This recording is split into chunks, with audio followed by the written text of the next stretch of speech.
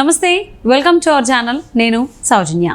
వైద్య ఆరోగ్య శాఖ మంత్రి విడుదల రజని చంద్రబాబు గారు నాటిన మొక్క అని ఒకనొక టైంలో చెప్పిన ఆవిడ ఇప్పుడు మళ్ళీ అదే పంచికి అంటే అదే గూటికి వస్తుంది, దానికి సంబంధించి రాయబారం నడుపుతోంది అన్నట్టుగా మనకు వార్తలు వినిపిస్తున్నాయి. మరి అంశానికి సంబంధించి వారి అభిప్రాయాన్ని విశ్లేషణని మనతో పంచుకోవడానికి ఈరోజు మనతో పాటు ఉన్నారు సీనియర్ జర్నలిస్ట్ డివిఎస్ గారు ఉన్నారు. వారితో మాట్లాడదాం. నమస్తే అండి. నమస్తే. విడుదల రజని ఒకనొక టైంలో మహానాడులో ఆవిడ మీరు నాటిన మొక్క అని చంద్రబాబు గారితో మాట్లాడింది స్టేజ్ మీద ఉండే. సో మరి ఆ నాటిన మొక్క మళ్ళీ అదే గూటికి చేరబోతోంది, పసుపు కండువ కప్పుకోవడం కోసం రాయబారం పంపింది అని వార్తలు వినిపిస్తున్నాయి. ఇది ఎంతవరకు వాస్తవం అంటారు? మరి ఇదే బాటలో విడుదల రజని బాటలో ఇంకెంతమంది వైసీపీ నేతలు మరి సొంత గూటికి చేరేటువంటి అవకాశాలు ఉండొచ్చు?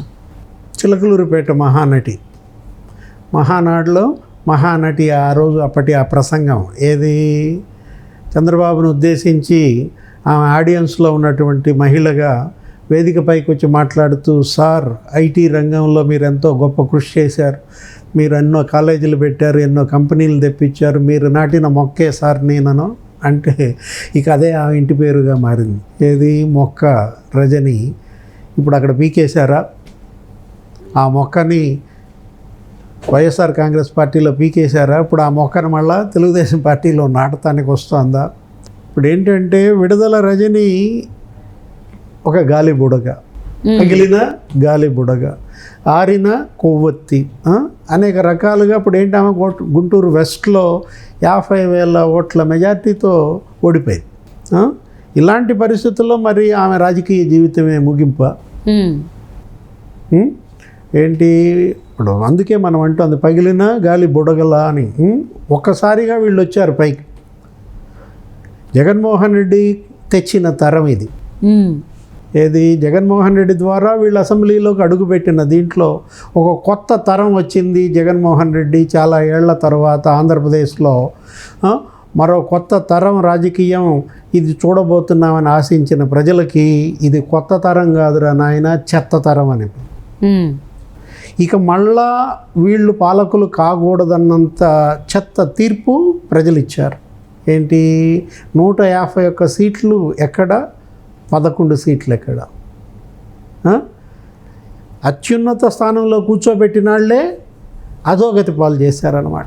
151లో 5 తీశారు. అటొకటి ఆ చివరన్న ఒకటి ఈ చివరన్న ఒకటిని ఉంచారు. అలాగా అంటే జగన్మోహన్ రెడ్డితో పాటు వీళ్ళు కూడా ఇవాళ వీళ్ళ రాజకీయ జీవితాన్ని సాక్రిఫైస్ చేస్తారా?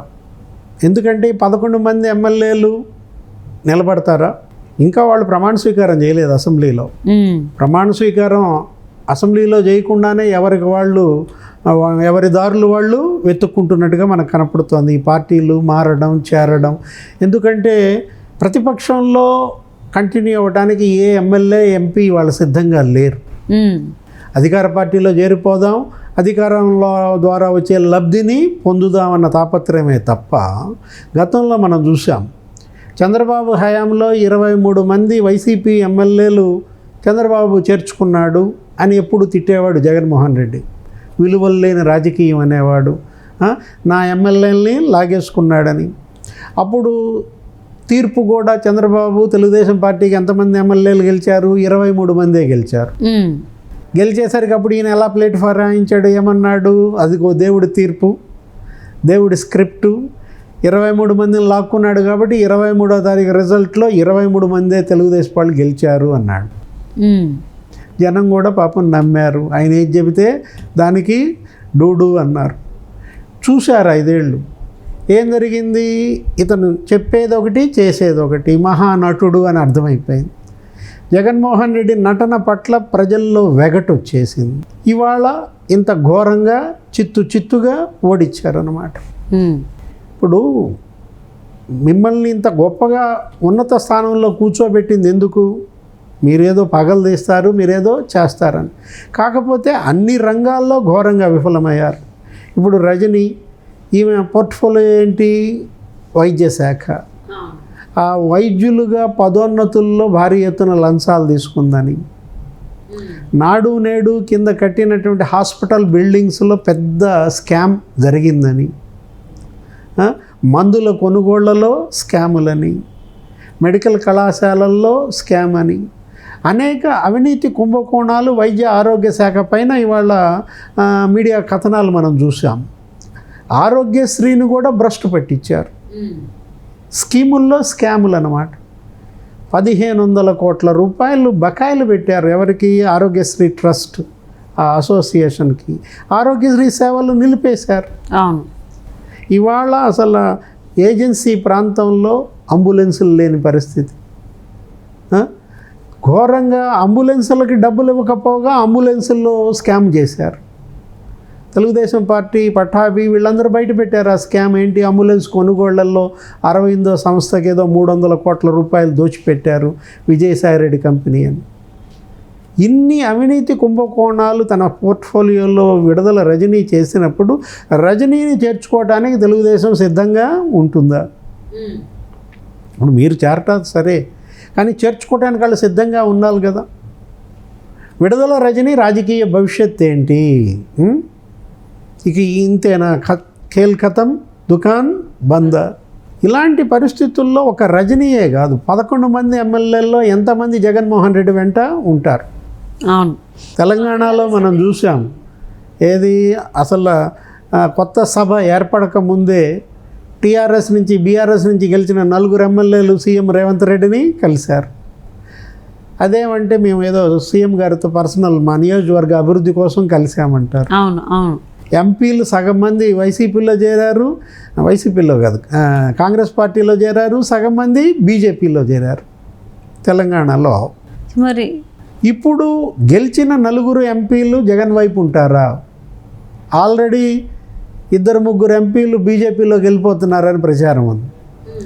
అవినాష్ రెడ్డి ఇప్పటికే అసలు బీజేపీలోకి వెళ్ళిపోతున్నాడు అంటున్నారు, మిథున్ రెడ్డి వెళ్ళిపోతున్నాడు అంటున్నారు. గెలిచిన 11 మంది ఎమ్మెల్యేల్లో ఎంతమంది జగన్ వైపు ఉంటారు? గుంటూరు వెస్ట్ నుంచి పోటీ చేసి ఓడిపోయారు విడుదల రజని. అంటే ఓడిపోయి ఈవిడే ట్రై చేసినప్పుడు గెలిచినటువంటి 11 మందిలో ఒకటి ఎలాగో జగన్మోహన్ రెడ్డి, ఆయన అయితే పార్టీ వీడి ఇటు రారు. సో మరి మిగిలిన 10 మందిలో గెలిచిన వాళ్ళల్లో వైసీపీకి సంబంధించిన వాళ్ళు ఇటు మళ్ళీ కూటమి వైపు చూసేటువంటి అవకాశం ఉందనుకోవచ్చా? ఆయనతో పాటు ఇంకొకళ్ళు రారు. పెద్దిరెడ్డి మా మంత్రి పెద్దిరెడ్డి రామచంద్రారెడ్డి, జగన్మోహన్ రెడ్డి గ్యారంటీగా అటువైపే ఉంటారు. మిగతా వాళ్ళు 8 మంది ఎంతమంది ఉంటారు ఏంటనేది డౌట్. ఈ 4 ఎంపీలు 4 ఒకేసారి మారిపోతారా, లేదు సగం మంది మారుతారా? అవినాష్ రెడ్డి కేసులు ఉన్నాయి, ఇవాళ రేపు ఆయన్ని అరెస్ట్ చేస్తారు అనే ప్రచారం జరుగుతున్న దీంట్లో సిబిఐ ఆయన మీద కంటు కట్టింది. సిబిఐ ఎస్పీ మీదే వీళ్ళు కేసులు పెట్టారు. ఇప్పుడు సిబిఐ రిటర్న్ గిఫ్ట్ ఇస్తుందా? కాబట్టి ముందే అవినాష్ రెడ్డి బీజేపీలో చేరిపోతున్నాడా? ఈ విడుదల రజనీ ఇంకా ఎంతమంది ఓడిపోయిన అభ్యర్థులు లేకపోతే గెలిచిన ఎమ్మెల్యేలు జగన్మోహన్ రెడ్డి వదిలేసి తెలుగుదేశంలో చేరతారో, జనసేనలో చేరతారా, బీజేపీలో చేరతారా? ఇప్పుడు గోదావరి జిల్లాల్లో ఖాళీ అయిపోయింది. నీకు శ్రీకాకుళం నుంచి మొదలు పెడితే నెల్లూరు దాకా స్వీప్ చేసేసారు. 8 జిల్లాల్లో వైసీపీ క్లీన్ బౌల్డ్, వాషౌట్ అయిపోయింది. గెలిచిన 11 ఎమ్మెల్యేల్లో కూడా 7 ఎమ్మెల్యేలు సీమలోనే. కోస్తాంధ్ర మొత్తం చూసిన 4 ఎమ్మెల్యేలే ఉన్నారు. కాబట్టి జగన్మోహన్ రెడ్డి రాబోయే 5 ఏళ్ళు ఆయన పార్టీని కాపాడుకోవటం కత్తి మీద సామే. వచ్చే ఎన్నికలకు వైసీపీ ఉంటుందా? ఏమో అదే డౌట్ కనిపిస్తుంది. మరి పొడి చేసి ఓడిపోయిన విడుదల రజనీ రాయబారం పంపినప్పుడు గెలిచిన వాళ్ళు పంపరా అనుకునే డౌట్ వస్తుంది. మరి ఏంటనే చూద్దామండి. 2029 ఎన్నికలకా? సో మరి 2024 ఎన్నికల దెబ్బకి. సో మరి చూద్దామండి విడుదల రజనీ బాటలో ఇంకెంతమంది వైసీపీ నేతలు కూటమి వైపు చూస్తారో. Thank you so much TVS గారు.